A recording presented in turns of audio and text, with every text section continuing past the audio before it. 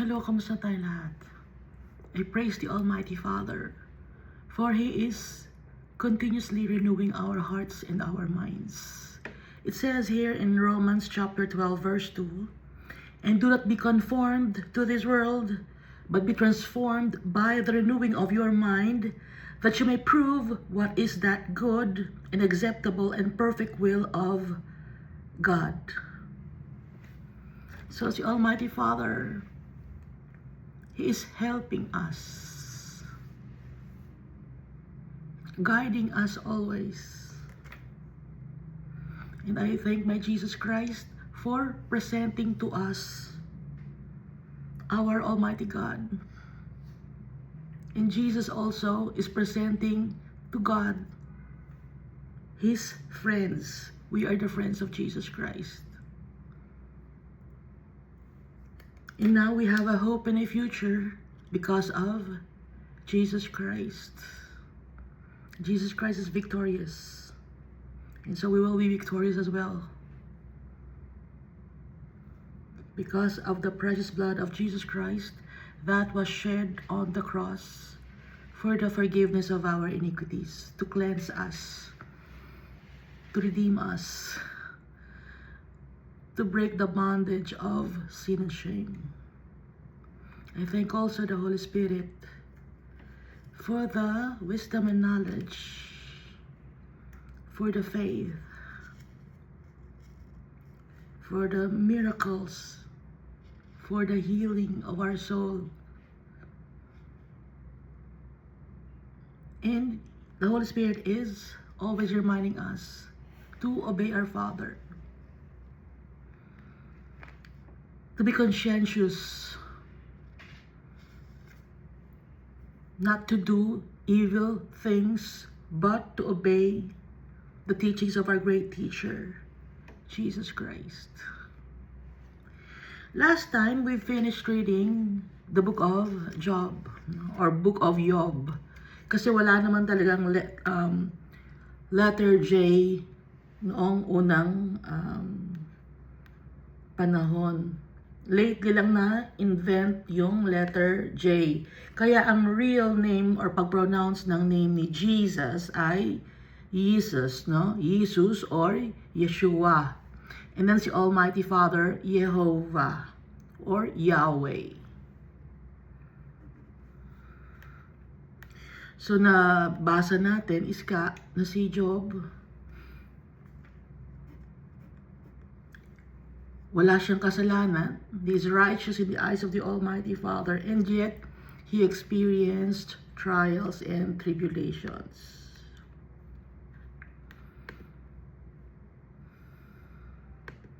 At nagtanong si Job kung ano ang kasalanan niya kay Almighty Father. Hinahanap niya si Almighty Father, pero si Almighty Father hindi muna sumasagot sa kanya, no? At yung tatlong friends ni Job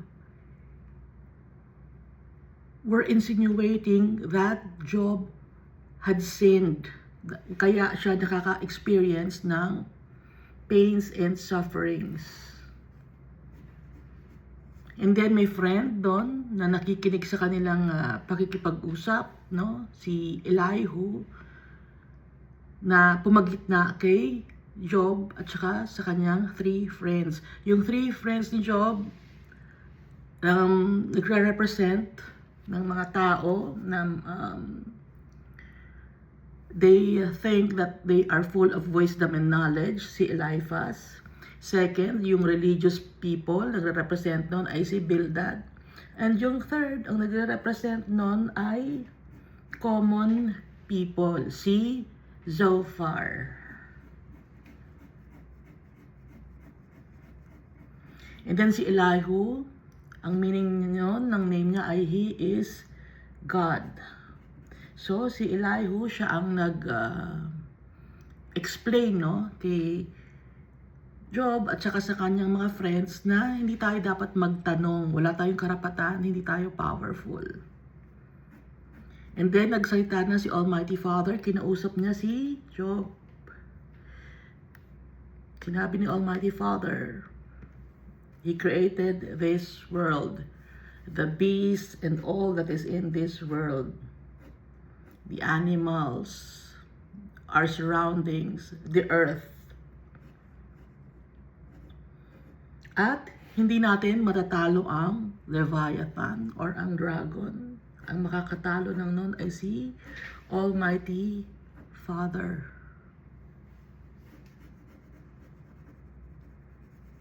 At ang beginning ng wisdom ay ang fear of the Lord God.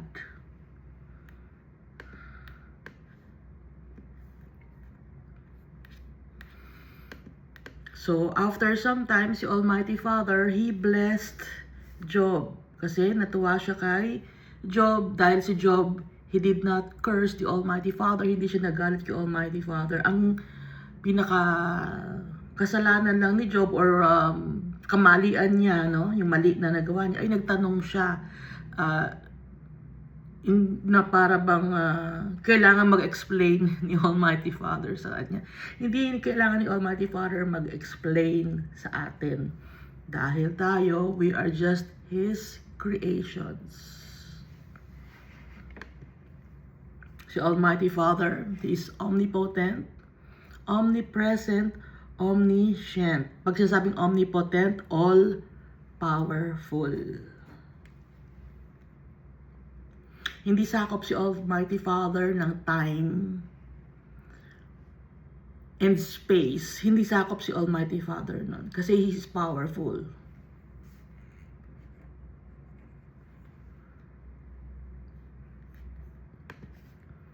At kaya niya, the Almighty Father, gawin ang bagay just by His words. At nabasa natin doon yung morning stars. Yung mga morning stars, yun yung mga angels of the Almighty Father. Tsaka yung sons of God, yun din yung mga heavenly beings.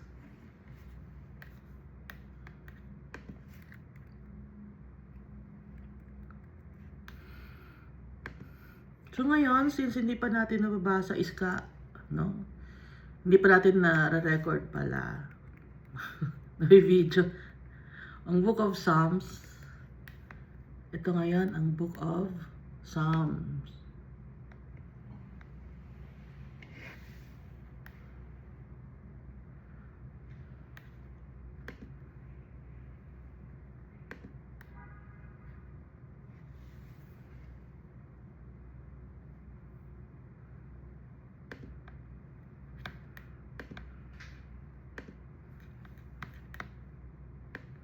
Ibig sabihin ng Psalm,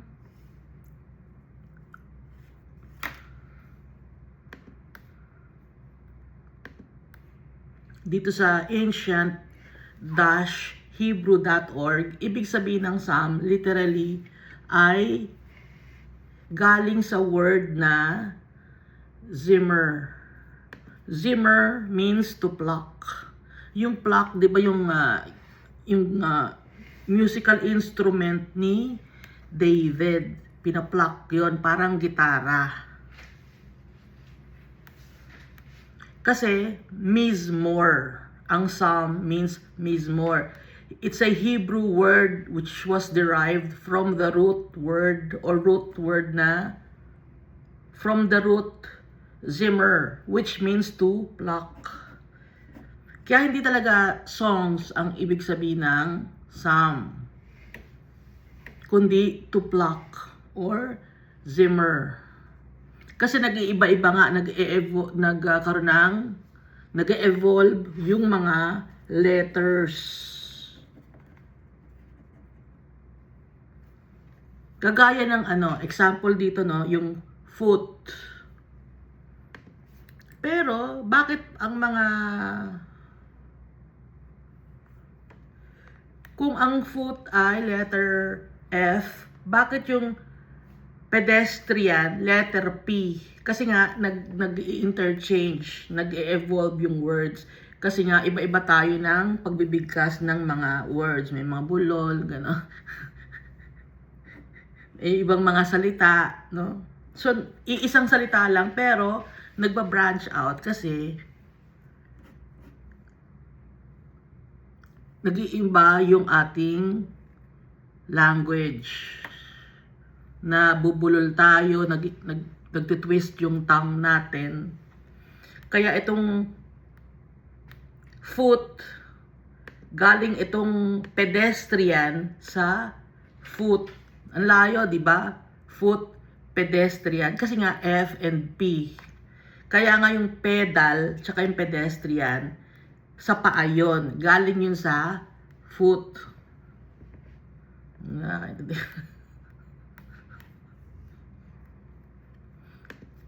Ganon yung words nag-evolve. Kaya sometimes, hindi na natin maiintindihan. May mga etymology. Kaya itong example lang yun. Kaya itong psalm ngayon, galing yun sa word na Zimmer. Z-M-R.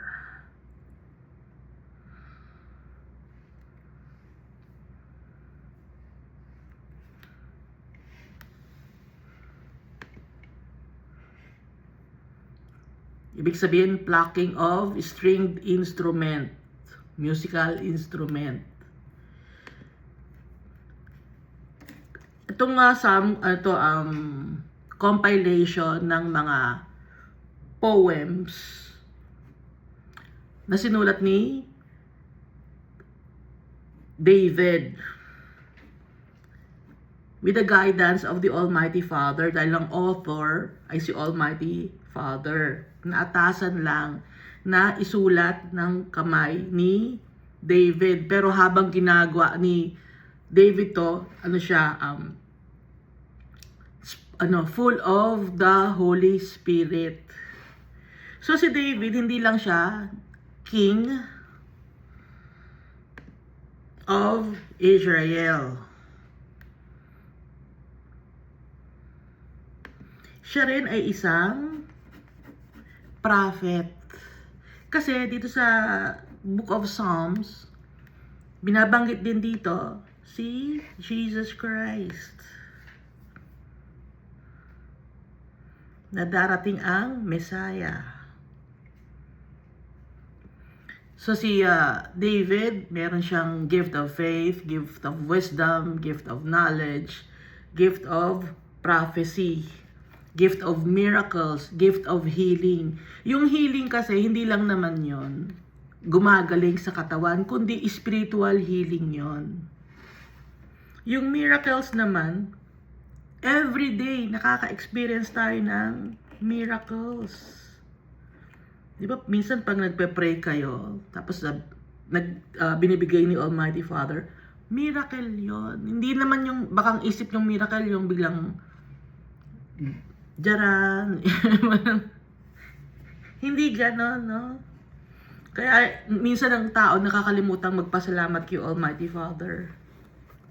Or hindi nagpapasalamat kay Almighty Father. Dahil hindi sila aware na kung ano man ang na-experience dito sa mundo ng mga blessings at magagandang bagay, miracle yun ni Almighty Father.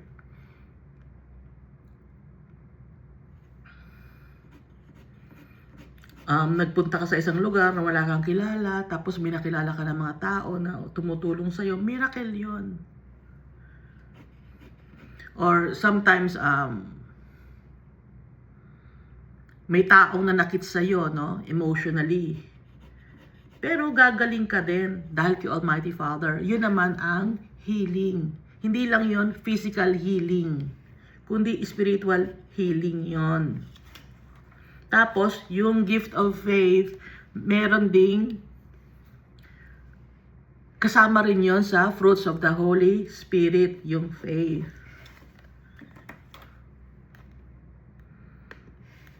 And then, meron din si David na wisdom and knowledge. Kasi the beginning of wisdom is fear of the Lord. May takot si David kay Almighty Father.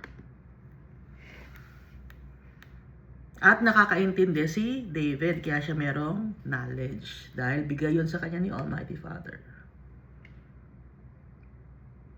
Nasa discretion ni Almighty Father kung anong gift ang ibibigay sa atin ng Holy Spirit. So basahin na natin no? Yung Book of Psalms. madami tong chapters, pero yung mga chapters niya sometimes maililiit lang or maiikli. So Psalms chapter 1. Blessed is the man. Sinulat nga pala ito ni David.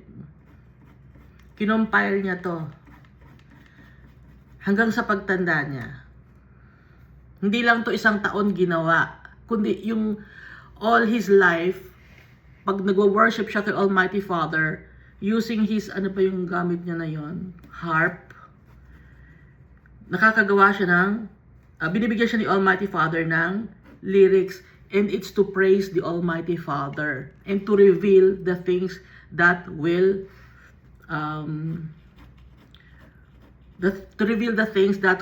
arise.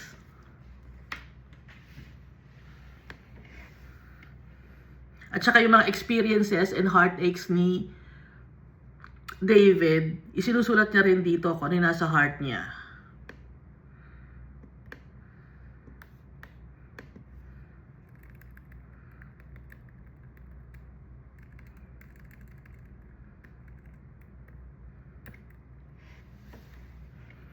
Kaya nga marami itong chapters.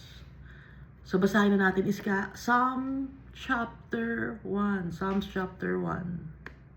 Blessed is the man who walks not in the counsel of the ungodly. Pinagpapala ang mga tao na sumusunod sa laws and statutes and commandments of the Almighty God. Hindi sila gumagawa ng wickedness. Hindi sila, kahit may nag-a-advise sa kanila na gumawa ng wickedness, hindi nila sinusunod. So those people are blessed by the Almighty Father, who walks not in the counsel of the wicked, nor stands in the path of sinners, nor sits in the seat of the scornful. Hindi nakikipartake sa mga gawain ng kasamaan dito sa mundo. Kasi may mga tao na nag-iengganyo sa'yo, sige gawin mo yan, tama yan. Nang-iengganyo para gumawa ka ng kasamaan kasi gusto ng mga devil sama-sama ang mga ang mga tao ang mga kaluluwa ng mga tao sa impyerno. So yung mga tao na ungodly, those people are possessed by demons. Kahit nasabi na hindi tanggap to ng society, tanggap na yan eh. Tapos tinotolerate mo pa kahit na siya ay lalaki, tapos sabi mo mga she, lalaki siya eh, ba't mo sasabihin she? So tinotolerate mo yon. Tapos pag sinabi mo yung totoo na hindi siya pwedeng maging she kasi ipinanganak siya na lalaki, hindi, mali ka, titwist ang katotohanan, perversion, no?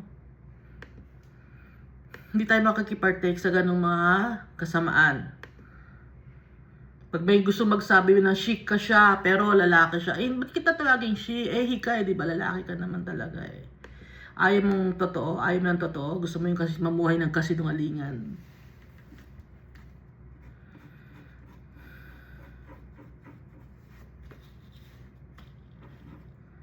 Blessed is the man who walks not in the counsel of the ungodly. Kasi, kasi may law na tanggap dito sa mundo. Pero may yung law ni Almighty Father opposing the law that was accepted, no, in this world. Tinatanggap yung law na naka-oppose sa law ni Almighty Father. So kahit na legal dito sa mundo kay Almighty Father, hindi tanggap ni Almighty Father yon. Sa ibang country merong same-sex marriage, hindi tanggap ni Almighty Father yon. Abomination. Hindi natin hinuhusgahan ng mga tao, pero yun ang nakalagay sa Bible. Bakit natin iti-twist ang katotohanan para lang sumaya ang mga tao dito sa mundo, pero si Almighty Father malungkot siya. Gusto ng tao ng respeto, pero si Almighty Father hindi nire-respeto. Mamili kayo, sinong una niyong pinarespetuhin? Si Almighty Father o ang validation ng mundo na to? Tandaan natin, sandali lang tayo sa mundo na to. Hindi natin kailangan ng validation ng tao. Dahil ang tao, iba-iba ang utak niyan. Mamaya gusto ka niyan, mamaya hindi. Inconsistent ang tao. Pero si Almighty Father, consistent siya. Kaya sa Kanya tayo dapat maging faithful. Blessed is the man who walks not in the counsel of the ungodly, nor stands in the path of sinners, nor sits in the seat of the scornful.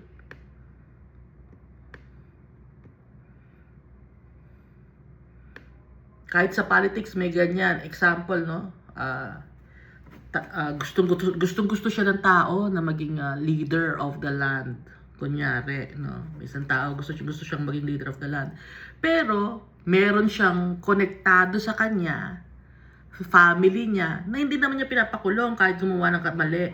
So, tama ba yun? Hypocrisy. No? Hypocrisy. Hypocrite ang mundo na to. Wala tayong mapagkatiwalaan.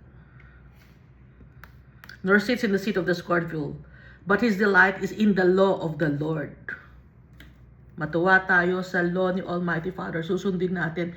And in His law, He meditates day and night. Ano yung meditates day and night sa law ni Almighty Father? We must acknowledge our God.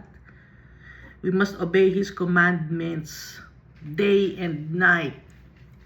Pag meditate, isinasa puso at inalalagay sa mind.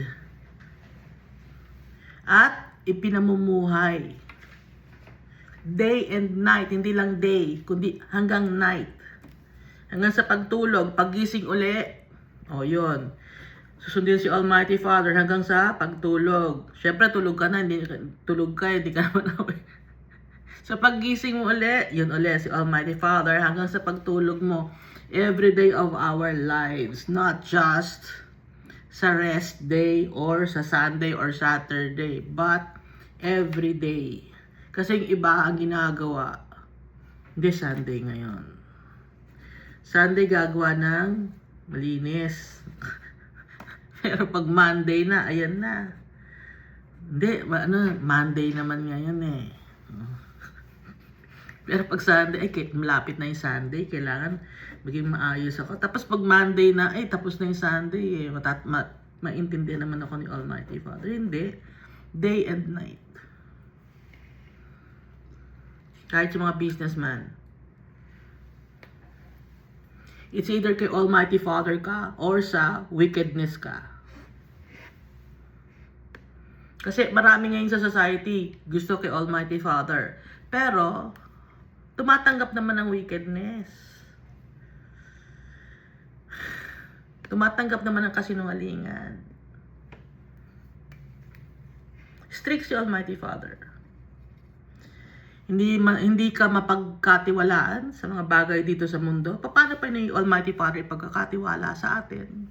Ang mas importante pang bagay. Ano pa ba yung mga mas importante?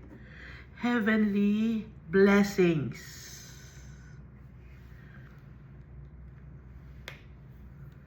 Dahil ang lugar na to, ang mundo na to, it's just a mirage. Hindi ito totoo. Totoo man yung nakikita natin, ibig sabihin ko, kundi lumilipas, nag-iiba, and merong ending.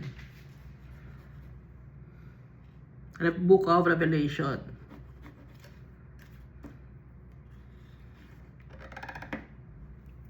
Verse 3. He shall be like a tree planted by the rivers of water that brings forth in its fruit in its season, whose leaf also shall not wither, and whatever he does shall prosper. Almighty Father will bless the person who meditates on His commands, laws, and statutes day and night. Lagi siyang refreshed. Lagi siyang prosperous. Hindi man mayaman dito sa mundo, pero merong contentment, may peace, may joy. Dahil ang akala ng iba, pag sinasabing prosperous or abundance, puro kayamanan. Hindi iyon. Hindi material gains. Kundi yung content. Ang daming tao na hindi kontento. Kahit mayaman sila.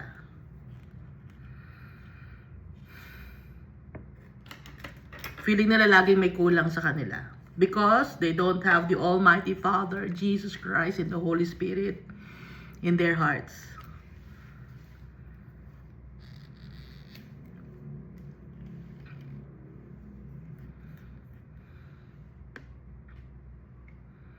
Kaya nga tayo laging merong hope.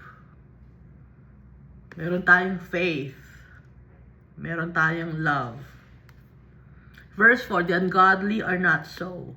Yung mga ungodly, yung mga wicked people, yung mga ayaw sumunod kay Almighty Father, they don't want to acknowledge the Almighty Father and Jesus Christ as the Son of God. But the ungodly are not so, but are like the chaff which the wind drives away. Parang mga ipa, no, chaff, or yung mga bagay na hindi na importante, ang tawag doon, parang hay, ganon. Ano Tagalog ng hay? Hay. Yung tinanggal na yung importante na bagay, so parang dumi na lang, tapos which the wind drives away. Walang kwenta. Ganon ang mga ungodly. Dahil may value tayo kay Almighty Father, ano ang value natin? More than gold. Nasa heart natin si Jesus Christ. Yun ang value natin. Dahil si Jesus Christ, victorious. Kaya pag nasa heart natin si Jesus Christ, importante tayo, inheritance tayo, tayo ang treasure ni Almighty Father. Pero yung mga tao na wicked, wala silang value. Kahit pa sabi mong mayaman, di mayaman yan, malaki ang kanyang assets. CEO ng isang malaking international conglomerate. Hindi, walang value yon. Ang pera nawawala, nabubulok, nasisira, nananakaw dito sa mundo. Pero kay Almighty Father, hindi. Si Almighty Father ang ating kayamanan, hindi ang mundo na to. Verse 5, therefore the ungodly shall not stand in the judgment, nor sinners in the congregation of the righteous. Hindi makakasama ng mga wicked people ang mga children of the Almighty Father. Naka-separate ang mga ungodly. Gusto niyo ba yon? Naka-separate kayo?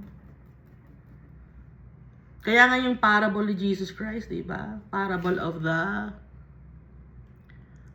wicked tenants.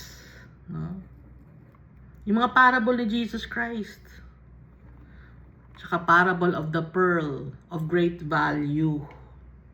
Importante yung mga parable ni Jesus Christ. Ano pa ba yung parable of the great banquet? Parable of the wedding feast. No? Yung ibig sabihin dito. Verse 6, for the Lord knows the way of the righteous. Alam ni Almighty Father ang gawa natin, but the way of the ungodly shall perish. For the Lord knows the way of the righteous.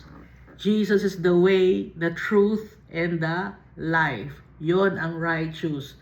Pero if you don't want to acknowledge Jesus Christ as Lord and Savior and Redeemer and King of Kings and the Lord of Lords, the coming King, that's the way of the ungodly, and you shall perish. So that's Psalms chapter 1. Now here on Psalms chapter 2. Ito ay prophecy, no? So prophet din si David kasi nag-prophesy siya eh. Ginamit siya ni Almighty Father to write about Jesus. Hindi naman aware si David eh. Hindi siya aware dahil ang laki ng time frame or nung years na paglabas ni Jesus nung ipinanganak siya kumpara mahaba, maraming mga anak-anak pa bago dumating kay Jesus, no? At alam natin na si Jesus, kaya siya naging Lion of the tribe of Judah kasi nga associated siya kay Joseph, although Joseph was not the real father of Jesus kasi nga adopted lang si Jesus. Dahil hindi naman talaga siya anak ni Joseph. Siya ay fertilized egg na nung inilagay siya sa womb ni Mary. Aware naman siguro kayo sa yung science ngayon, di ba, merong IVF or yung surrogate mother.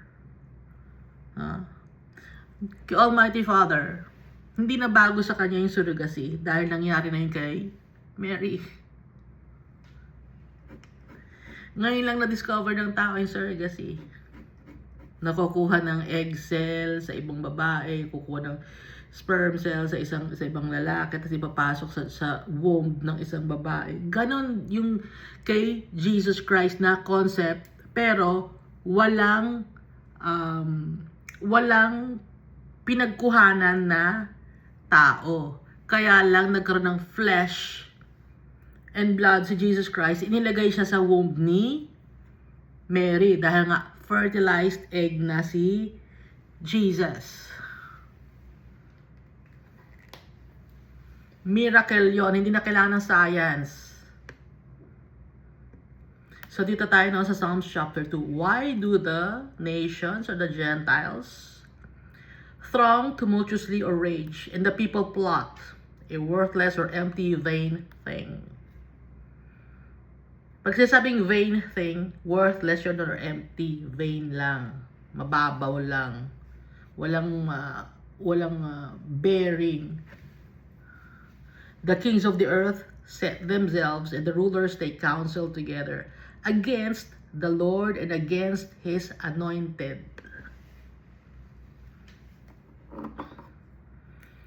Yung mga tao dito sa mundo, yung kings, kasama na rin doon yung mga presidents and prime ministers, leaders of the land.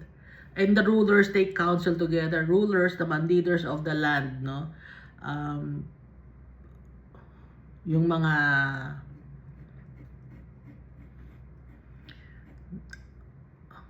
soldiers or generals, kasama rin sa rulers. Yung mga gumagawa ng law sa legislative, judicial, executive, yon mga rulers yon. The kings of the earth naman, ito naman yung namumuno, prime minister, president, kings, no? So sama-sama sila. The kings of the earth set themselves, and the rulers take counsel together against the Lord and against His anointed. Bakit sinasabing against the Lord? Baka sabihin niya, hindi, yung leader namin, Christian yun, yung leader namin. Kung Christian yung leader ninyo, dapat ipinapamuhay ang turo ni Jesus Christ. Hindi selfish, hindi greedy, hindi prideful. Ngayon, kung prideful ang mga leaders of the land, against sila kay Almighty Father and His anointed, kay Jesus Christ, against sila. Dahil iba si Almighty Father, iba si Jesus Christ, no? Strict si Almighty Father. Si Jesus Christ, sumusunod siya kay Almighty Father. Faithful si Jesus kay Almighty Father. So kung yung leaders of the land hindi nagtitiwala kay Jesus Christ, against sila kay Almighty Father. Madaming mga leaders of the land na against kay Jesus. Kunyari lang na hindi. They're wearing a mask. Kunyari they are for the people, but no, they're not for the people. They are for their own selfish gains.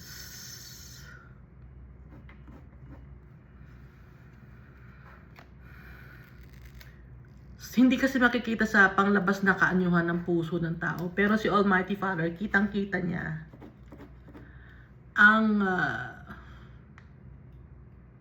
kitang-kita niya yung goal ng mga tao. Kitang-kita niya kung ano ang gusto nilang gawin na wickedness.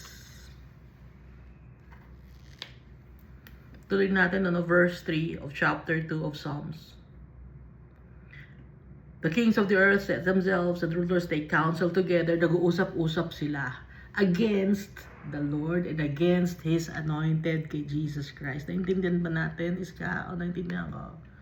Saying, let us break their bonds in pieces and cast away their cords from us. Huwag natin sundin. Sabi ng leaders of the land. Ano nga ang ginagawa ng leaders of the land ngayon? Tanggapin natin ang alphabet genders. Hayaan natin silang maglagay ng Pride Month every month. Hayaan natin sila. Hayaan natin silang parehong babae na merong sexual relationship or parehong lalaki na may sexual relationship. Pag-aampon sila ng bata. Ano natin, tanggapin natin yun. Ano nangyayari ngayon sa bata? Napapahamak yung bata. Nasisira ang buhay. Natututo na ang wickedness. Let us break their bonds in pieces and cast away their cords from us.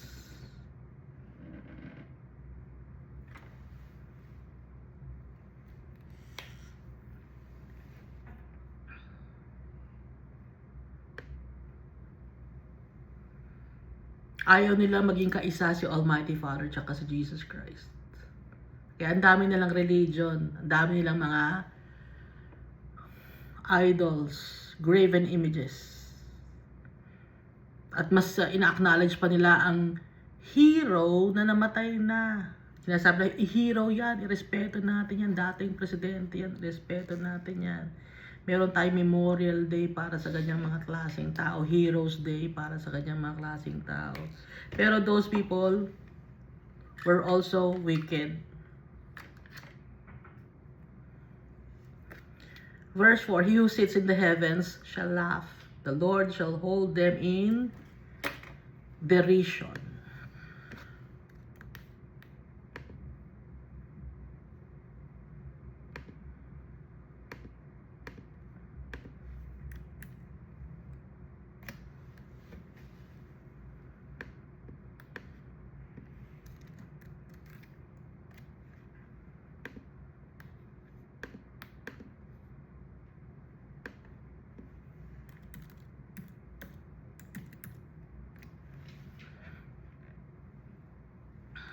Mockery, ridicule, jeering, sneering, disparagement, laughter, disrespect.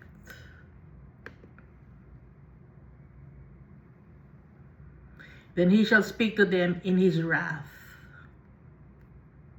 and distress them in his deep displeasure. Parurusahan yung Almighty Father.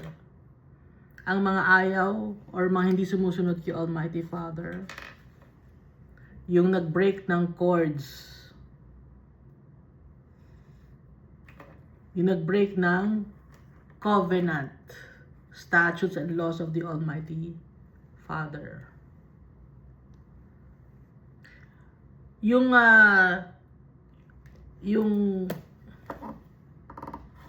divorce na andyan yan sa Bible.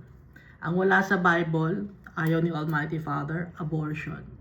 Yung responsible parenthood or family planning, ayaw ni Almighty Father nun. Napaplano nyo ba yung buhay ninyo? Yung buhay nyo nga ninyo, hindi napaplano eh. Para pa yung pamilya nyo, paano nyo paplanuhin yun? Hindi napaplano yan. Lahat na kay Almighty Father. Akala nyo, no? Yung mga plano nyo, matutupad. Hindi matutupad yan. Tudurugin kayo ni Almighty Father. And he shall speak to them in his wrath, distress them in his deep displeasure. Yet I have set my king,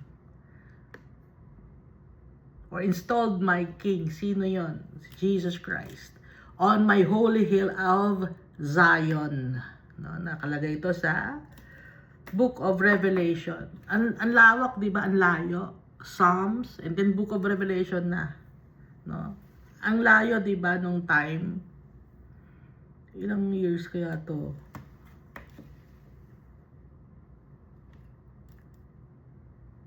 $1,000 years? Nung time ni David up to the time of Jesus. And then the Book of Revelation. Yet I have set my king on my holy hill of Zion. So nakaset na, no? Plano na ni Almighty Father talaga. Ano na lang niya. Gagawin na lang niya. At gagawin talaga ni Almighty Father yun.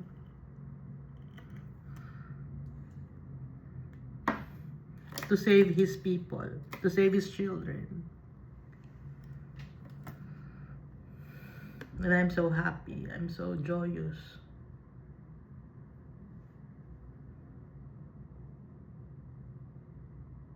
Because Jesus, He is our friend. I will declare the decree. The Lord has said to me, "You are my son. Today I have begotten you." Sino yung the Lord has said to me? Si Almighty Father, sinabi niya kay Jesus. Kasi nga, prophecy ito. You are my son, today I have begotten you. Ask of me and I will give you the nations for your inheritance and the ends of the earth for your possession. Sabi ni Almighty Father kay Jesus, the Messiah, the coming King. Walang iba, no other name but Jesus. Yeah? Hindi yung mga religious leader ninyo na namatay na. Hindi yung mga santo na sinasamba ninyo.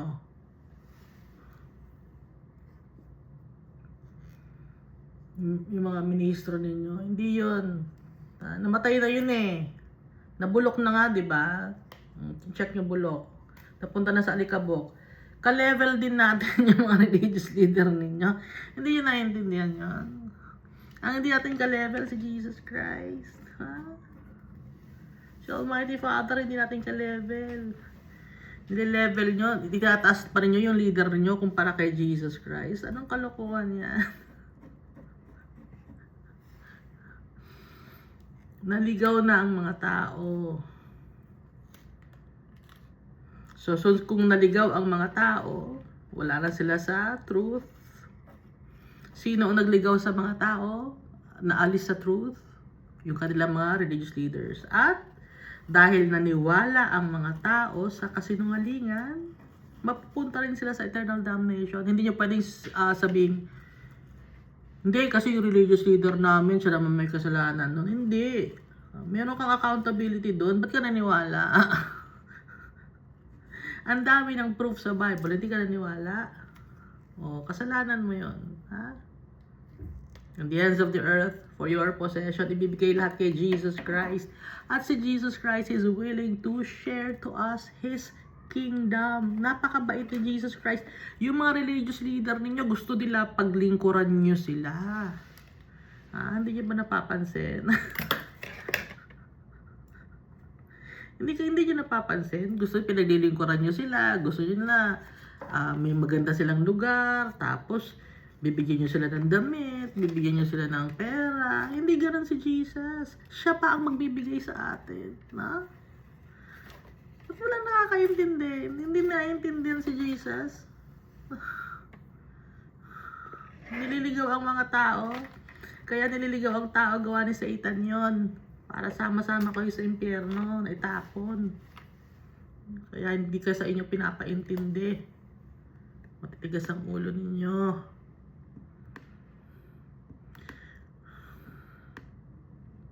Verse 9. You shall break them with a rod of iron, and you shall dash them to pieces like a potter's vessel. Yung mga wicked people. Dudurugin. Nasa Revelation chapter 2 verse 27.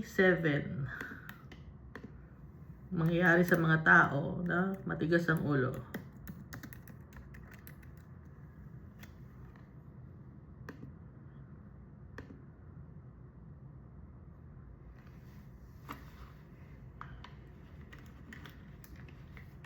Revelation chapter 21 verse 22 to 27. I did not see a temple in the city, because the Lord God Almighty and the Lamb are its temple. So the city does not need the sun or the moon to shine on it. Hindi kailangan ng sun at saka ng moon. dahil yung gloriousness of the Almighty Father. For the glory of the God gives it light, and the lamp is its lamp. Maliwanag. It's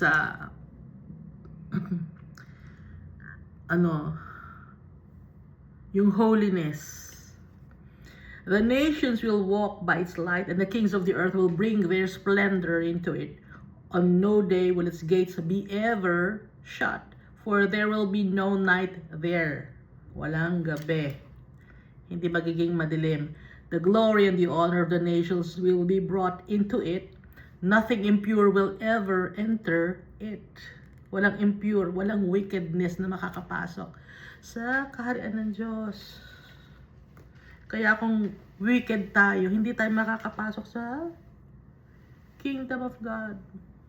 Kung greedy ka, kung selfish ka, kung wala kang faith kay Jesus Christ, ang faith mo nandun sa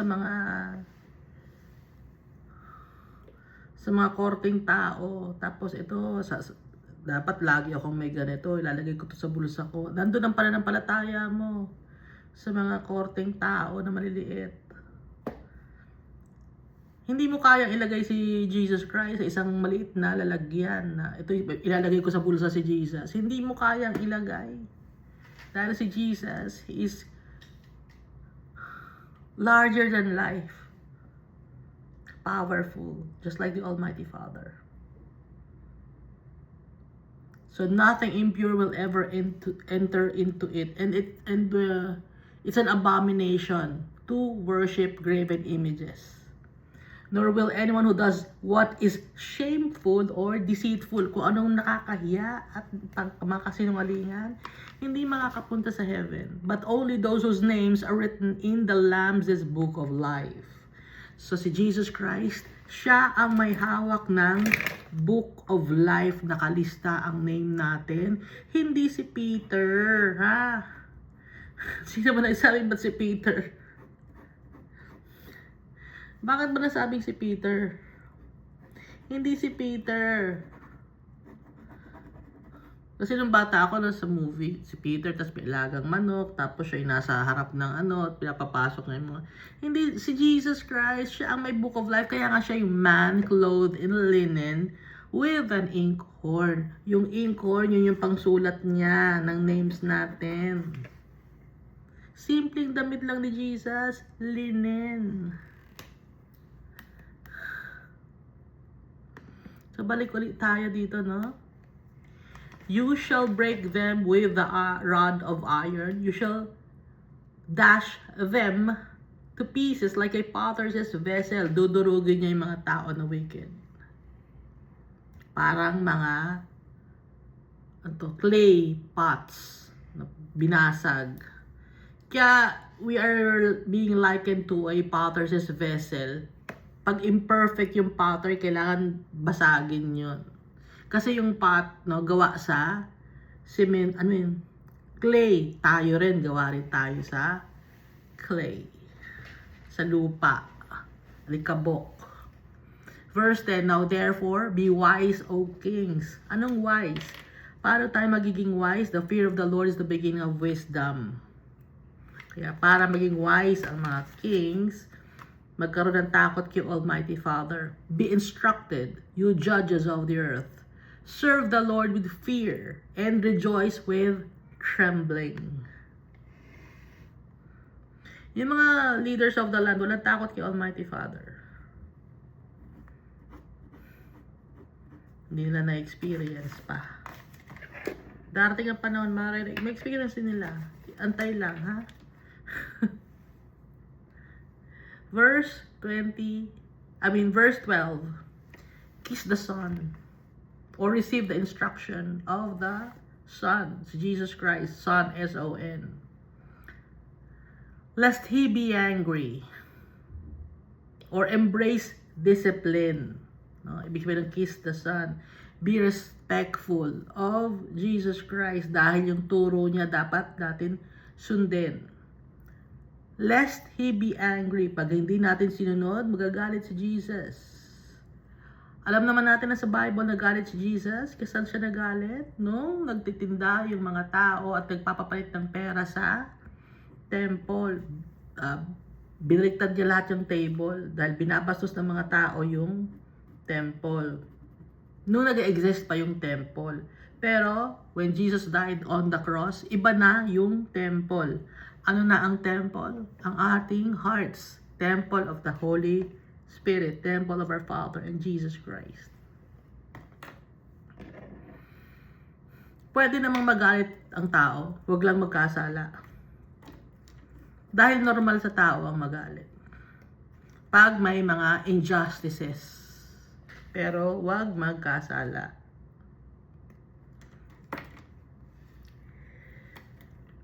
Tuloy natin, verse 12. Kiss the Son or receive instruction from the Son or embrace discipline from the Son, lest he be angry and you perish in the way when his wrath is kindled but little. Konti lang nagalit ni Jesus Christ. Ang parusa niya sa tao. Durog ang tao. Blessed are those who put their trust in Him. Pinagpapala ang mga tao na nagtitiwala kay Jesus Christ.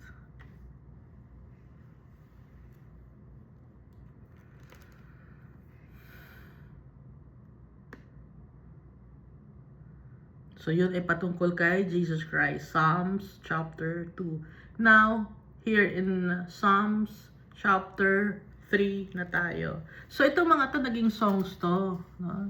Hindi na natin alam kung ano ang mga tune or mga notes or tono ng mga songs na to. Pero para siyang di ba? Poems. So yung mga poems, karamihan ng mga poems ginagawang songs. So dito tayo sa Psalms chapter 3. Lord, how they have increased who trouble me. So ito naman yung time na sinulat ni David when his son betrayed him. Si Absalom. Si Absalom na kapatid ni Tamar na binastos ng kanyang half-brother. No? Nagigante si Absalom. So yung lolo ni Absalom ay king of the Geshurites ba yun? At magandang lalaki, maganda ang lahi nila. At maganda rin kasi si Sarah, tsaka si Joseph. So may lahi silang magaganda. No, blue eyes, blonde hair. Dahil originally Abraham was from Padam Aram, nasakop ng Syria. Kung i-check yung Syria, may mga bata ron na blue eyes and blonde hair. Iba ang kanilang itsura. Outstanding.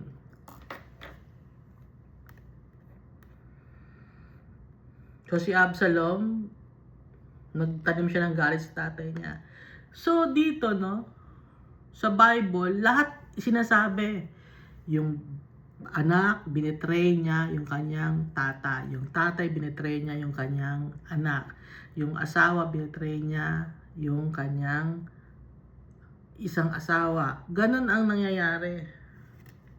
So, wala nang bago. Kung may mga na-experience, o kapatid sa kapatid nagbe-betray, wala nang bago ngayon. Wala nang bago. There's nothing new under the sun already, no? There's nothing new under the sun already because nakalagay naman yon sa book of Ecclesiastes. Na nabasa na natin.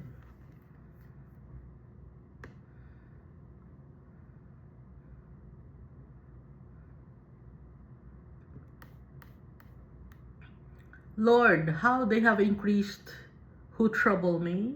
Many are they who rise up against me.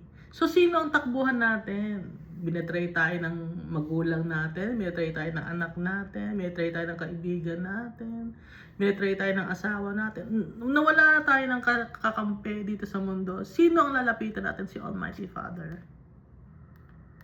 Siya ang hindi mangiiwan sa atin. He is faithful. Our Father is faithful. He is our treasure. Kasi siya ang gumawa sa atin. Hindi niya tayo iwan. He can never deny himself. Dahil yung pagmamahal niya sa atin is so great. Lord, how they have increased to trouble me. Many are they who rise up against me. Many are they who say of me, there is no help for him in God. Selah. But you, O Lord, are a shield for me, my glory and the one who lifts up my head. Sabi ni David, Lord, ang dami kong problema, ang daming nangaaway sa akin. Left and right. Hindi ko alam ang gagawin ko. Kahit yung mga pinagtitiwalaan niya ng mga tao, nagbetray sa kanya. At sila, gusto lang hinaan ng loob ko. Many are they who say of me, there is no help for him in God. Pinapahina nila ang loob ko, hindi mo raw ako tutulungan. Pero ikaw, Lord, you are a shield or around for me. Ikaw ang nasa sa akin. Binabantayan mo ako. My glory and the one who lifts up my head. Ikaw ang aking glory. At ikaw din, Lord God, ang nagsusustain sa akin. Masaya si Almighty Father pag sinasabi natin to, Lord, ikaw ang aking glory. Ikaw ang nagsusustain sa akin. Ikaw ang faithful sa akin, Almighty Father. I entrust myself to you, Almighty Father. I trust you wholeheartedly. Masaya si Almighty Father because it's true that our Father is powerful and He will never leave us. Verse 4, I cry to the Lord with my voice. Lord, umiyak ako gamit ang boses ko. And He heard me from His holy hill. At narinig niya ako sa kanyang kinalulugaran. Saan ba yung holy hill? Sa heaven. Kasi hill, ano yun, di ba? Bundok, mataas. Holy. So yun ay heaven. Narinig mo ako, Almighty Father. Umiyak ako, narinig mo ako. Pag umiyak tayo, narinig tayo ni Almighty Father. Nagpapakumaba tayo sa Kanya. Wala tayong may pagmamalaki. If we acknowledge that we are helpless, we don't have anything, our Father is happy to help us. Basta lang, we must humble ourselves before our Father. And He heard me from His holy hill. I lay down and slept. I awoke, for the Lord sustained me. Natulog ako. Umiga ako, natulog ako, nagising ako. Bakit ako nagising? The Lord sustained me. Siya ang nagbibigay sa akin ng lakas ng loob. I will not be afraid of 10,000 of people. Hindi ako matatakot, Almighty Father, sa 10,000 na people who have set themselves against me all around. Kahit nasa kapaligiran ko sila, 10,000 man sila, hindi ako matatakot kahit mag-isa lang ako. Dahil alam ko, Lord, ikaw ang kasama ko. You are powerful, my Father. Verse 7, Arise, O Lord, save me, O my God. For you have struck all my enemies on the cheekbone. You have broken the teeth of the ungodly. Wala na silang tapang. Pag sinasabing teeth, wala na sila may papakitang pangil sa akin or strength. Save me, O my God, for you have struck all my enemies on the cheek. Sinampal mo sila at wala na silang tapang. Sira na ang kanilang mga ipin. Wala na silang hold of, they do not have any hold of me anymore. Ibig sabihin ni David, you have broken the teeth of the ungodly. Salvation belongs to the Lord. Your blessing is upon your people. Si Almighty Father ang magsasave sa atin at yung blessings niya ay nasa sa kanyang mga tao na nagtitiwala sa kanya.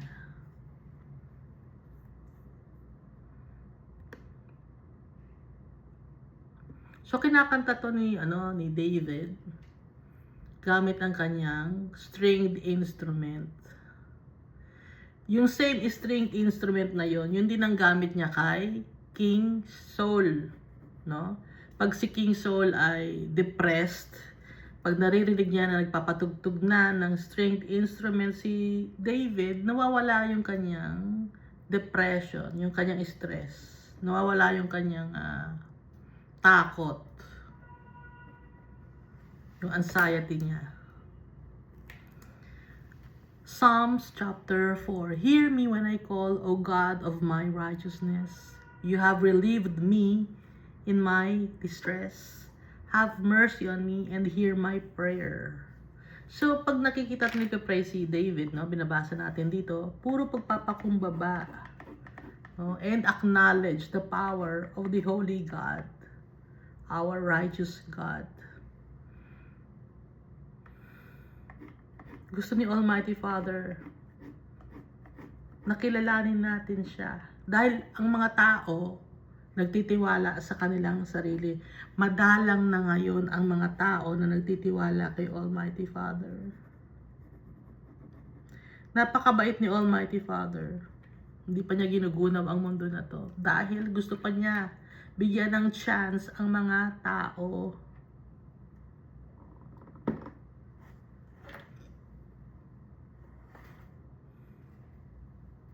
Maawain si Almighty Father. Verse 2 of Psalms chapter 4. How long, O you sons of men, will you turn my glory to shame? How long will you love worthlessness and seek falsehood? Sela. Hanggang kailan kayo, mga anak ng mga tao, no? Mga humans, mga people, na ipapahiya niyo ako, sabi ni David. At hanggang kailan ninyo mamahalin ang walang mga bagay na kakwenta-kwenta, ang wickedness, at ang gusto nyo ay ang puro pamuhay sa kasinungalingan, sabi ni David. But you know that the Lord has set apart for himself who is godly. Yung mga tao na nagtitiwala kay Almighty Father, they've been set apart. Nakahiwalay. Alam ni Almighty Father kung sino ang kanya sa mga tao. The Lord will hear when I call to Him. Pag tayo ay nagtitiwala kay Almighty Father, alam natin na sasagutin tayo ng tatay natin because He is our Father. Our Father is good. He's just, He's righteous, He's holy, He's magnificent. Verse 4. Be tremble or agitated or angry and do not sin. Pwede kang ma-agitate, mairita, magalit, pero huwag kang magkasala. Ano ba yung mga, di ba sometimes nagagalit ka, pero huwag kang magmumura. Huwag kang magtatanim ng sama ng loob or hatred. Pag nagalit ka, ilabas mo lang yung galit mo, huwag kang magsasalita ng masama. Ang sasabihin mo lang yung truth, galit ako kasi ganito ang nangyari. Explain it to me, gano'n. Kaya ako galit, no? Explain it to me, bakit ganito ang nangyari? Ano ang ginawa mo? Pero huwag kang magkakasala. Do not sin. Kasi pag sasabing, nagagalit ako, mumurahin kita. O pag binura mo yung tao or hinusgahan mo yung tao, o kasalanan na yun. Dapat limit lang, i-control yourself. Seek God's help, no? For you to control yourself. Meditate within your heart on your bed and be still. So, pag may galit tayo sa puso natin, Lord, galit ako, Lord, nanggigigil ako, Lord. Lord, nanggigigil ako, Lord. Sorry, Lord. magtitiwala pa rin ako sa iyo, Lord. Tanggalin niyo po, Lord, yung galit na to sa akin at palitan niyo ng pagmamahal niyo po, Lord. I-acknowledge natin na nagalit tayo. Yung ating frustrations, no? Pag frustrated ka, galit ka eh. Lord, frustrated ako. Masasaktan ako, Almighty Father. Nagagalit ako. Minsan, magagalit ka sa sobrang galit mo, naiiyak ka na. Pero, meditate within your heart, on your bed, and be still. Kasi kaya bed, kasi sometimes, pag mag-isa na lang tayo, nakahiga na lang tayo sa kama, naiisip pa rin natin yung mga nangyayari. Kaya, meditate within your heart, on your bed, and be still.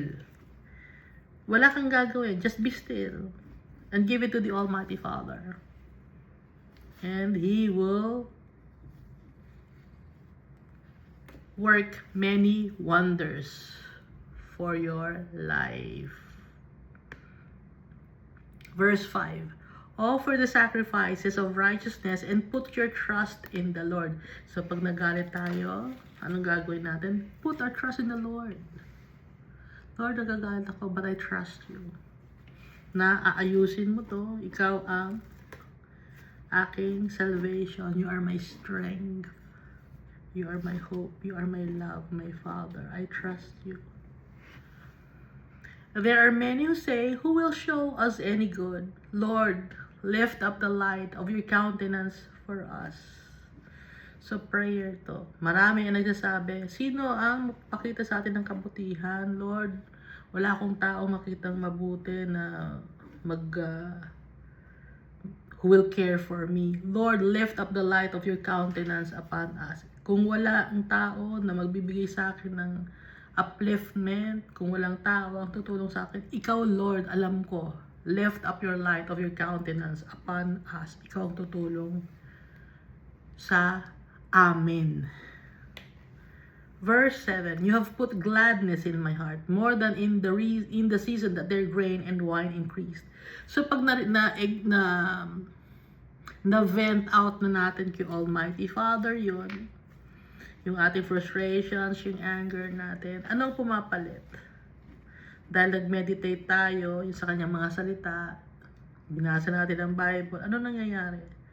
Na-alleviate yung pain natin, yung sufferings natin, sumasaya tayo. Nare-renew yung mind natin and yung heart natin. Natututo tayo. And so, next time, experience ulit natin yon, we already know what we will do. That is to call on the name of our Father. In the name of Jesus Christ. You have put gladness in my heart more than in the season that their grain and wine increased. I will both lie down in peace and sleep. For you alone, O Lord, make me dwell in safety. Makakatulog na tayo ng mahimbing. Hindi tayo mag-aalala. Hindi tayo magagalit. Hindi tayo frustrated. Dahil ibinigay na natin lahat sa tatay natin. And we have faith in Him that He will do wonders. Pag pinapanood ko yung sarili ko, pag pinapanood mo yung sarili mo, nakakatulog ka, no? Sometimes, hindi ako makatulog, Panoorin ko nga, try ko lang. Papanorin ko nga ulit kung makakatulog ba ako. Pag nakakatulog ako, ba't ganon? Masyado namang, tinutulugan ko yung sarili ko. Hindi ko natatapos. Samantalang, hindi ako makatulog, Try ko nga ulit kung manonood ako, tapos makakatulog ako, ang galing. Kaya yung mga matatanda, di ba, sa congregation ninyo may mga natutulog. Kasi nga, ang pinag-uusapan si Almighty Father, napapacify yung heart. Kaya huwag kayong magagalit kung may mga matatandang natutulog sa congregation ninyo. Yun lang yung time na nakakaranas ng peace. Yung pinag-uusapan si Almighty Father. Huwag kayong magagalit na, tinutulogan ako, hindi ako nire-respeto nito. Nire-respeto ka, kaya nga nagpupunta Nire-respeto ka, nakakatulog sila, natututo sila na pagpupunta ako ron, nararamdaman ko sa heart ko. Pagsasalita na si brother ganyan about kay Jesus, napapacify yung heart ko, nakakaantok. Masarap matulog. Kasi nga, nawawala yung problema ng tao. Kaya huwag kayong magagalit, no? Kung may mga pastor pa dito o religious leader na nagsasalita about kay Almighty Father tapos may natutulog na member. Huwag kayong magagalit, ha? Hindi kayo binabastos nun. Respeto nga kayo. Kaya nga sila umattend kahit nakakaantok kayo. Kasi nga, ang pinag-uusapan si Almighty Father. Tsaka si Jesus Christ.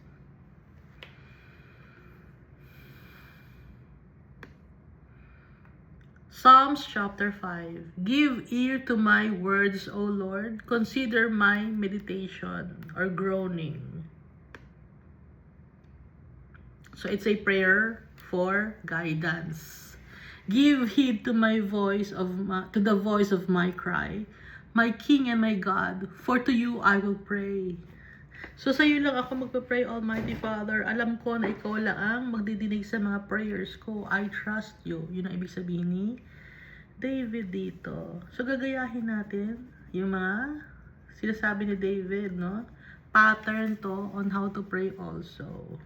Kaya ng turo sa atin ni Jesus Christ on how to pray to our Father. So kung gusto nyo umiyak kay Almighty, iyak nyo lahat kay Almighty Father, ha? Give heed to the voice of my cry, my King and my God, for to you I will pray.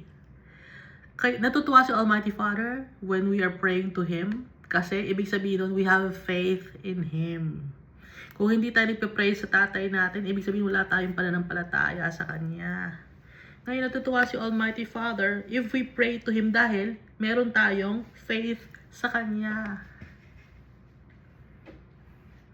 My voice you shall hear in the morning, O Lord, in the morning I will direct it to you, and I will look up. Oh, wala naman sinabi si David na, and I will look on the graven images. No, I will look up. Saan siya look? Sa sky. Habang may pray siya. Hindi natin alam kung binubuksan niya yung bintana niya when he prayed. No? My voice you shall hear in the morning. Maririnig mo ko, Almighty Father. Sa umaga, i-direct ko sa iyo,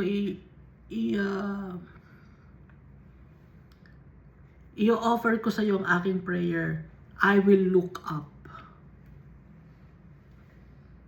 Verse 4, for you are not a God who takes pleasure in wickedness, nor shall evil dwell with you. Ang tatay natin, He is holy, He is just, He is righteous. Walang kadumihan yung tatay natin. Kahit na alikabok, kahit isang tuldok ng wickedness, wala yung tatay natin. He loves us so much. Hindi siya natutuwa sa mga wickedness. Hindi siya natutuwa sa abominations.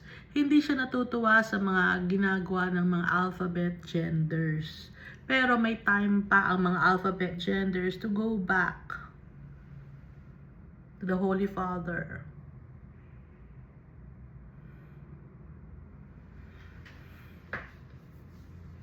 Mayroon pang hope ang society natin if only the leaders of the land would trust Jesus Christ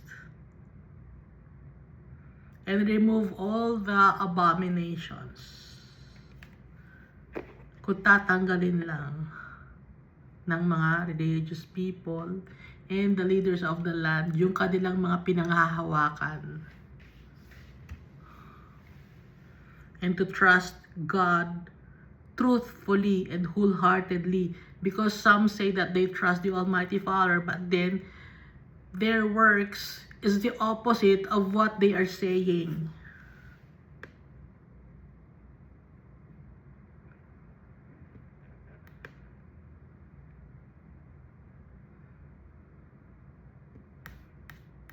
Verse 5 of Psalms chapter 5. The boastful shall not stand in your sight. You hate all workers of iniquity. Boastful, prideful, arrogant. Ayaw ni Almighty Father nun. Hindi pwede kay Almighty Father yon. X yun kay Almighty Father. Kaya yung pag may mga Pride Month, o meron kaming Pride dito, the pride of this country, the pride of we are so proud of you. Ayaw ni Almighty Father nun.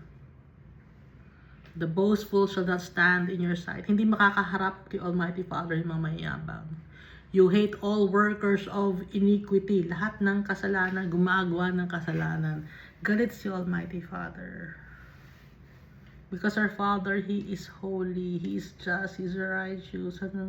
Ilang beses ba natin iulit-ulitin ito? Ayaw ni Almighty Father ng kadumihan. Gawa ng kamay ng tao, sasambahin mo. Ayaw ni Almighty Father.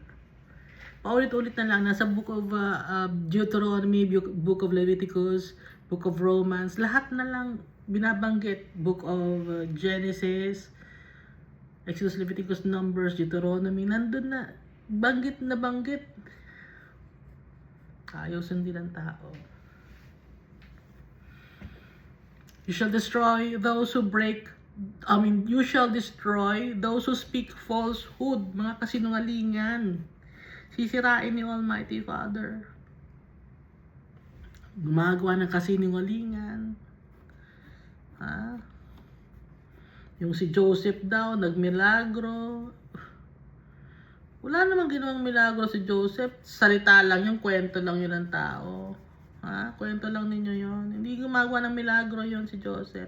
At kung may milagro mang ginawa yun, hindi yung galing kay Almighty Father. Dahil kay Joseph kayo nag-pray ng taong namatay na.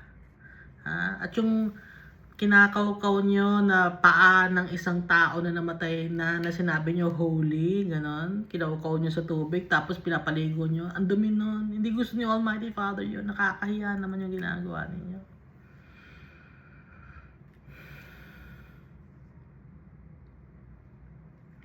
That's falsehood. Daming religion, falsehood, sinasamba pati daga, ipis, lepante, yung dragon. Hindi nyo alam yung dragon, demonyo yun Tapos papatato kayo ng dragon. May tattoo kayo ng demonyo sa katawan ninyo.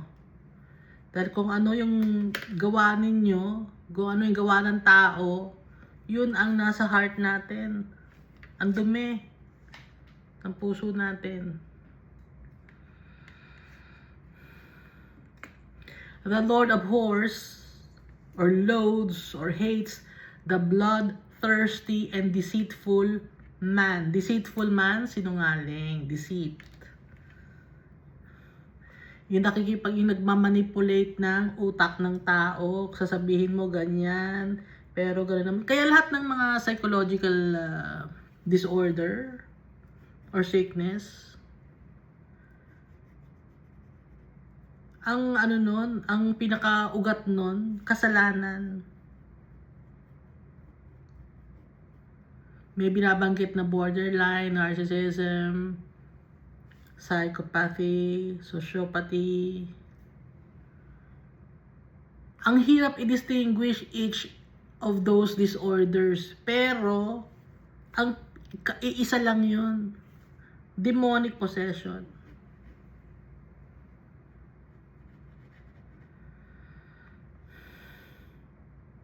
At yun ay nasa Bible. Yung tao na pinagaling ni Jesus Christ, meron siyang legion. Yung legion, yung mga demonic entity sa katawan niya. At saan siya nakatira? Nakatira siya sa sementeryo. Gusto niyo magpunta ng sementeryo, no?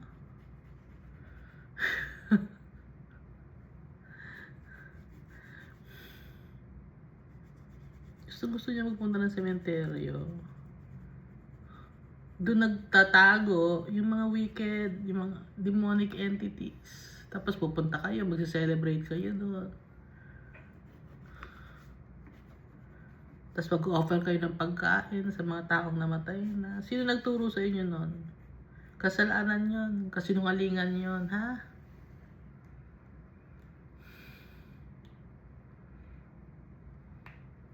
Bakit bloodthirsty and deceitful man? Kasi Yung mga deceits, mga kasinungalingan, nakakamatay yon. Nakakamatay yung mga kasinungalingan. And sino ang father of all lies? Si Lucifer. Verse 7, but as for me, I will come into your house in the multitude of your mercy. Sabi ni David, pupunta ako sa iyong bahay dahil sa karamihan ng iyong awa. Dahil sa awa mo, Almighty Father. Kaya ako makakapunta sa iyo dahil sa awa mo sa akin. In fear of you, I will worship toward your holy temple. May takot ako sa iyo, Almighty Father. Kaya I will worship you toward your holy temple or the temple of your holiness. So, nagtumitingin sa sky or look up si David when he prayed. Verse 8, lead me, O Lord, in your righteousness because of my enemies. Make your way straight before my face. Lord, paliwanagin mo ang isip ko, Almighty Father. Ibig sabihin nito,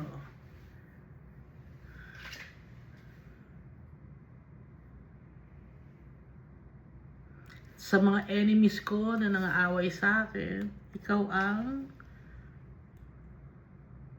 manguna. Ikaw ang makita sa akin ng mga enemies ko, nang sa ganon yung mga enemies ko matakot sila.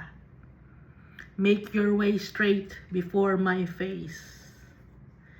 Yung holiness mo, Almighty Father. Lukuban mo ako ng holiness mo, Almighty Father, para yung mga enemies ko matakot sa akin dahil dala-dala ko ang pangalan mo, Almighty Father, dahil ikaw ay powerful. Verse 9, for there is no uprightness or faithfulness in their mouth, dun sa mga enemies or wicked people. Walang faithfulness or uprightness.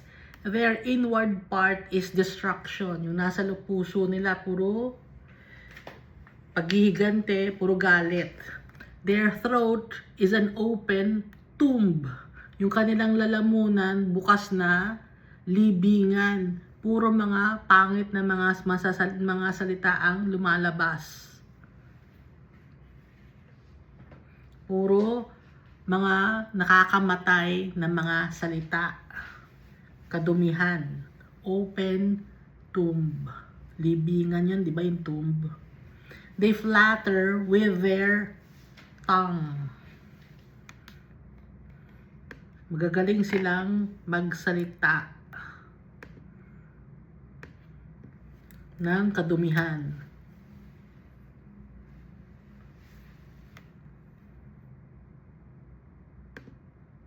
Ginagamit nila ang kanilang mga bibig para makipag-away.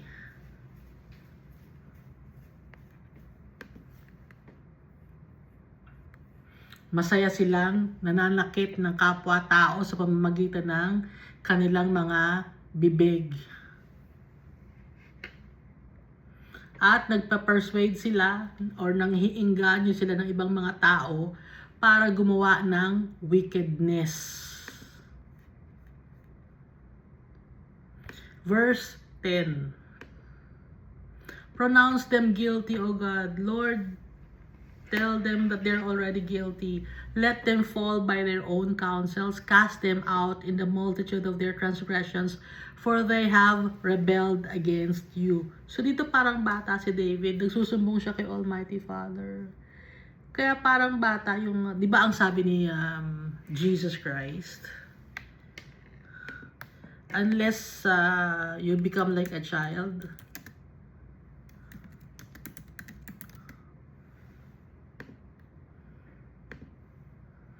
hindi kayo makakapunta sa kaharian ng Diyos. Matthew chapter 18 verse 3, assuredly I say to you, unless you are converted and become as little children, you will by no means enter the kingdom of heaven.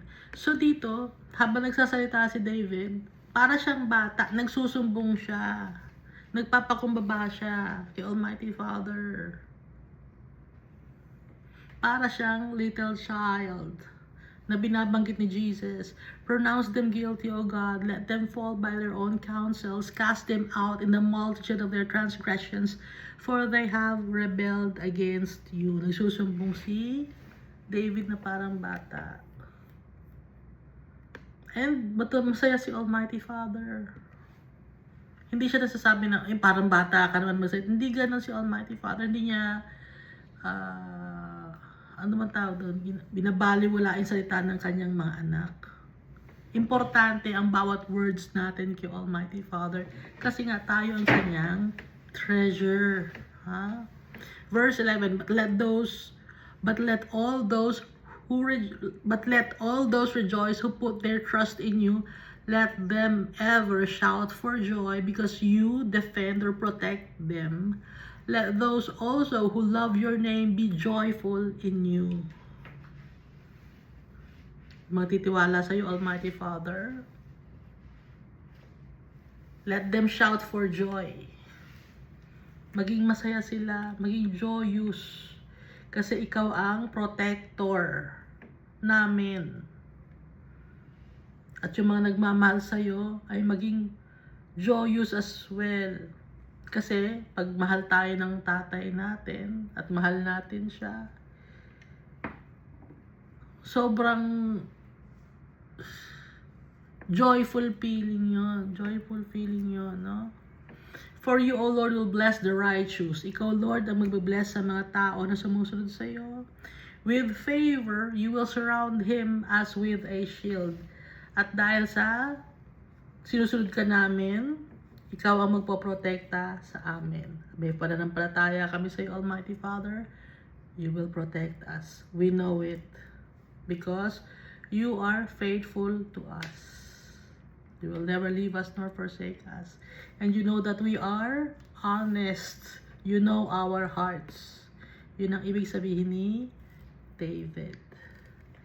Kaya mahal ni Almighty Father si David, no? So nakikita natin ngayon yung mga prayers ni David. Psalms chapter 6.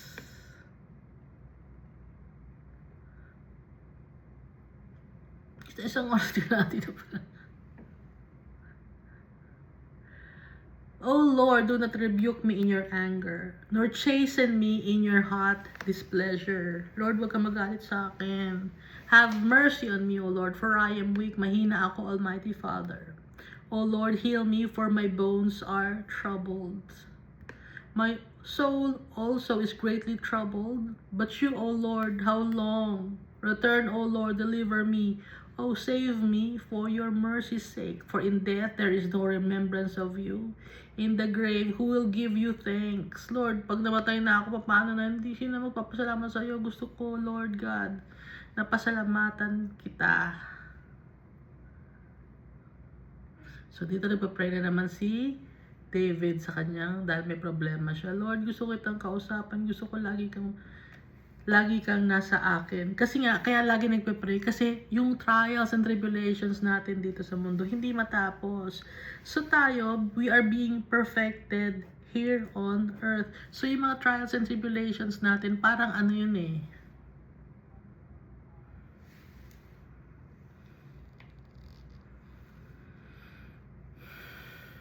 Ano mga gagamit ko ditong mga items? We are being purged, we are being hinahasa, ganon. Di ba yung pag hinahasa, grainy, parang hindi matuwid, kailangang dumaan sa para maging makinis. Ganon tayo, dumadaan tayo para pakinisin. Sa una, hindi pa maganda yung hindi tayo makinis, mabalahibo pa, no? Matitibo pa. And then after some time, idadaan ka na naman sa pampakinis. O kuminis ka ng konti pero meron pa. Tapos dadaan ka na naman hanggang sa maging perfect na yung kinis mo. Kaya pray ng pray. Pray without ceasing, no? Anong verse na yun? Kahit anong ginagawa natin, Hindi tayo dapat tumigil mag-pray. Kahit anong ginagawa. Nanonood ka ng video, nanonood ka ng nagpe-paint ka, nagdo-drawing ka, nagbabasa ka. Pray without ceasing. No? 1 Thessalonians 5 verses 16 to 18. Rejoice always, pray without ceasing. In everything give thanks, for this is the will of God in Christ Jesus for you. Will ni Almighty Father, kasi nga we are being perfected in this world. So, lagi tayong merong exam araw-araw, hindi natatapos. Surprise quiz, lagi. So, dapat handa tayo sa mga surprise quiz natin araw-araw. Lord, may surprise quiz na naman ba, Lord? Nag-anticipate ako ng surprise quiz mo, Lord God. Guide mo ako. Hindi ko kakayanin yung mga surprise quiz mo, Almighty Father. I trust you. And then sasagot sa atin si Almighty Father. You will hear a voice behind your ear. Sumasagot si Almighty Father sa mga prayers natin. Magugulat ka sa mga sagot ni Almighty Father. Dahil yung mga sinasabi ni Almighty Father, tinutupad niya. Ha? So huwag tayo makalimot na pag dininig ni Almighty Father yung prayers natin, magpasalamat tayo, Lord, tama ka, Lord. Yung sinabi mo sa akin, tama, Lord. And I trust you, Almighty Father. Sundin natin ang tatay natin. Be humble. Let us not show any partiality with people. Kasi hindi ganun si Almighty Father. He loves us. And so we must love our brethren. Kahit mahirap, mahirap mahalin ng tao, pero utos sa atin yun ng tatay natin. Magtulungan tayo. Yun ang gusto ni Almighty Father, hindi tayo magsisiraan. We must build each other up by the grace of God, in the name of Jesus, through the power of the Holy Spirit. Thank you, and God loves us all so much.